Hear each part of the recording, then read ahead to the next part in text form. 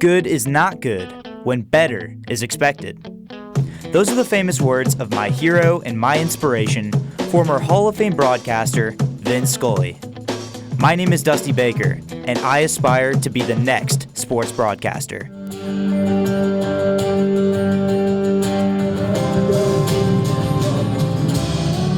A 5-time All-Star, 3-time National League Cy Young Award winner, and the NL MVP preached at an event run by the Christian organizations Ignite and the FCA the night of November the 23rd.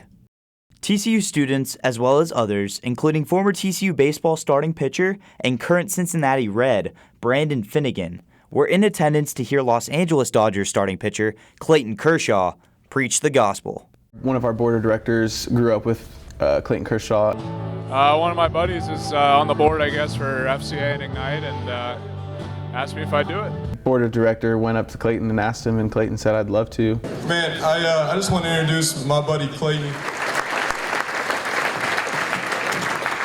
All right. You know, anytime you get to talk about Jesus and get an audience to do it is pretty awesome.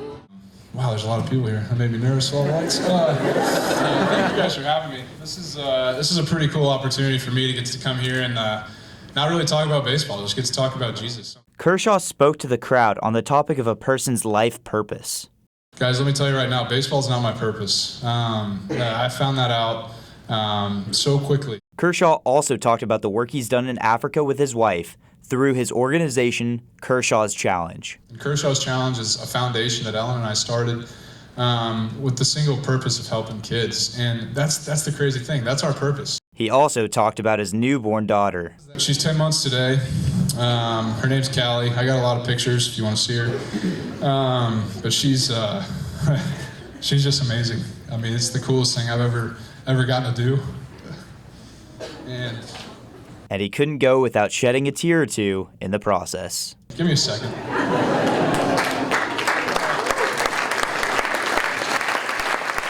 If you ever meet Callie, don't tell her I cried tonight, okay? Let's see what she... Kershaw closed by talking about how baseball itself related to his faith. God gave me baseball, I know that. I didn't do anything to deserve that. There's no reason that I can throw a baseball better than some people. He just did it so I could serve his kingdom. All right, everybody, thank you all very much. I appreciate it. Dusty Baker, TCU News Now. Can you tell me about how excited you are just to speak to TCU students about something that's not related to what's on the baseball field? Hello and welcome to TCU Sports Now. I'm Dusty Baker. Hello and welcome to TCU Sports Now, Game Day Edition, live at Amon G. Carter Stadium. I'm Dusty Baker, alongside Sydney Rendall, Paloma Villicana, and Garrett Padell. Dusty Baker here alongside Dean Strzok, and we're just going to stray off a little bit from sports and talk a little more about TCU. What do you think about that catch by Elliman? You have to throw that play out there as one of the most incredible plays that you've ever seen in the Super Bowl. Now we're, of course, looking to the NFL Draft. So we have our very own sleepers and studs. Paloma, what matchup do you think would be the best option for TCU in terms of bowl matchups? We also have our sleepers. Gaff, who are two of your sleepers? You look at Tom Brady. He's got his 5 rings. He's been there 7 times. People have thrown out his name with Joe Montana. Is he the GOAT? Is he the greatest of all time? Now, Garrett, can you tell us a little bit about where TCU might find themselves in a bowl game after this game against Kansas State? What is your take on overtime? Also, between those two teams, they both, of course, had great coaches and still have great coaches, Urban Meyer of Ohio State and Gary Patterson of TCU. But there's another great coach that will be on the field today, and that is Bill Snyder. So, Sydney, can you tell us about what exactly happened to Bill Snyder last week? There's news around the country that many people aren't aware of in sports, and so Dean and I are going to give 2 stories, and these are stories that most of you guys that are watching probably do not know. Of course, TCU is coming off a big win against the University of Texas in Austin. That was their 6th win of the season, and that therefore makes them bowl eligible. The World Baseball Classic. Many people out there do not know, but the World Baseball Classic is the Olympics of baseball, and it will be happening in March of 2017. With TCU being in the Big 12 for 4 years, Gary Patterson is 2-2 against his alma mater. So today we will see if he can sneak above 500 against them. But that leads us to our favorite time of the show, which is our predictions for the game today between 6-5 TCU and 7-4 Kansas State. After looking at the past 4 games, all losses, one thing that I really noticed is they struggle going into the second half. against KU. They were down only 1 point. They had a chance in that ball game. The Big 12, of course, with the season coming close to an end, has a huge couple of matchups today. Number 1, Oklahoma in the conference takes on number 2, Oklahoma State in Bedlam.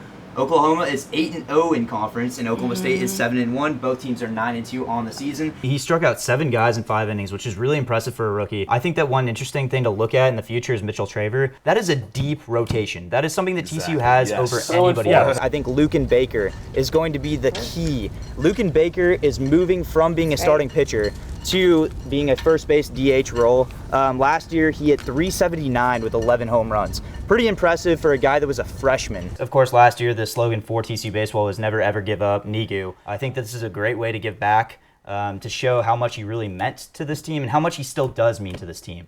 4 out of those 7 years, they've made it to the College World Series. So it's kind of expected at this point that TCU would do something like winning it all. You know, it almost seems like the time should have already happened. I have one that's an obvious one, which is Deshaun Watson, the quarterback of Clemson. He is an absolute stud. I think that Watson has got the intangibles. I think he's somebody that, you know, you saw what he did in the championship against Alabama.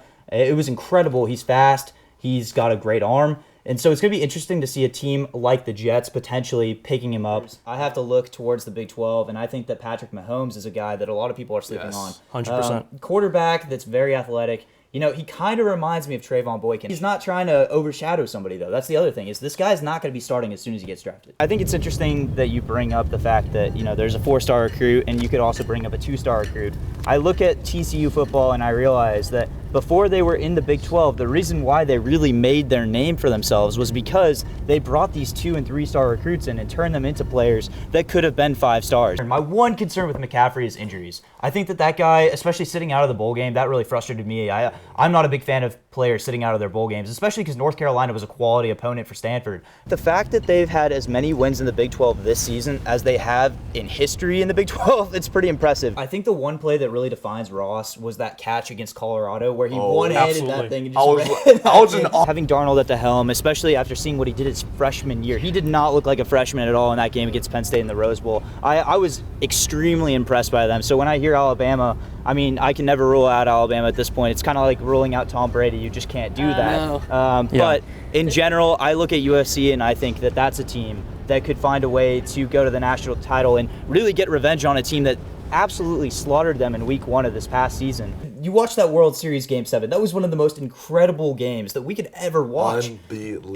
And it was in extra innings, you know? So why are we going to try and change something that is so meaningful to a sport that's been around, that's literally America's national pastime? It's just funny to see how Tom Brady just takes the life out of a team. And so from that, they'll go to the semifinals. Those semifinals will be held in Tokyo and in San Diego, and then the championship round will be in Los Angeles. Can anyone stop the Dominicans? I mean... Well, you know, it's interesting because that team has Robinson Cano. They have a bunch of different guys that are power hitters that are old. They're aging over time. That was 4 years ago the last time this happened. He finds people that you would never expect to be quality receivers. His running backs, he turns into wide receivers. I mean, he is incredible. I also look at Puerto Rico. That's a team that has Carlos Beltran, definitely old, but a good veteran leader. And then the USA. You know, the USA you can't sleep on, as well as Japan, who won the previous 2 World Classics. The NFL could go like college football in the sense that they could start at the 50-yard line, you know, and give both teams a chance. One thing that I look at with the USA is their pitching is kind of weak. Their best pitcher is Chris Archer out of Tampa Bay Rays. That jump was unbelievable. It kind of freaked me out a little bit, not gonna lie. What's sad about the USA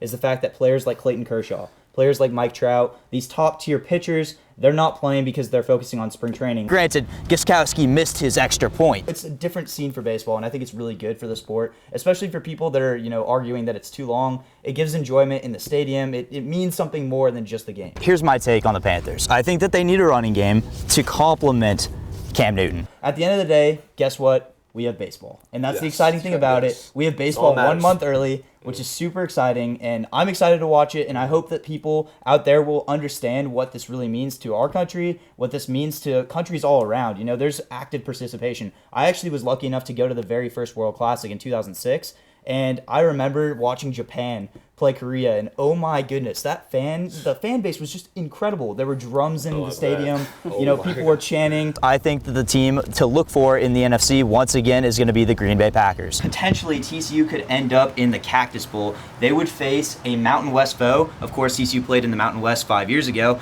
and they would be facing either Air Force or Boise State. Boise State would be an interesting matchup. The Chargers are moving to a stadium that holds 27,000 people. Tom Herman has the potential to really take this team of great recruits and really bring them to the next level once again to where Texas should be. LaDainian Tomlinson. Of course, an alumni of TCU. Very glad he represents our school better than any other pro that we've probably ever seen. Stand-up guy. And he's now in the Hall of Fame. Kansas State has also kept games very close this season. In conference, they've had 5 games where the score has been within 1 touchdown. Wow. So I look for that to continue today. He will always be the face of that city. Exactly. And he goes down in history as one of the greatest running backs to ever play the game. TCU football is taking on Iowa State Saturday in Ames, Iowa. Coach Gary Patterson said the wins in Lubbock and in Manhattan mean absolutely nothing in Ames. At 6-0 on the season, the Horned Frogs are coming off a 52 to 45-point victory at Kansas State. TCU's career leader on first down. They run it, Aaron Green. Watch out! Green at midfield. Green afterburners. Green. The Cyclones are 2-3 after coming off a 66 to 31 loss at Texas Tech. The game will begin at 6 p.m. Central Time. 11 candidates were in serious consideration for joining the Big 12, but the conference has decided to stick with the current 10-team conference. TCU women's volleyball fell to second-ranked Texas in a 3-0 loss in Austin. TCU's Natalie Gower led the Frogs offensively with 8 kills and defensively with 5 blocks against the Longhorns. TCU's Reagan McGuire recorded an impressive .462 hitting percentage, marking it the 10th time this season and 35th time in her career, where she has hit over 300. This has been TCU Sports Now, the last edition in 2016, and we look forward to seeing you guys again in 2017. I've had a good time on here, guys, and it's something that I'm really looking forward to continuing. No matter what they say, sports were meant to be unscripted.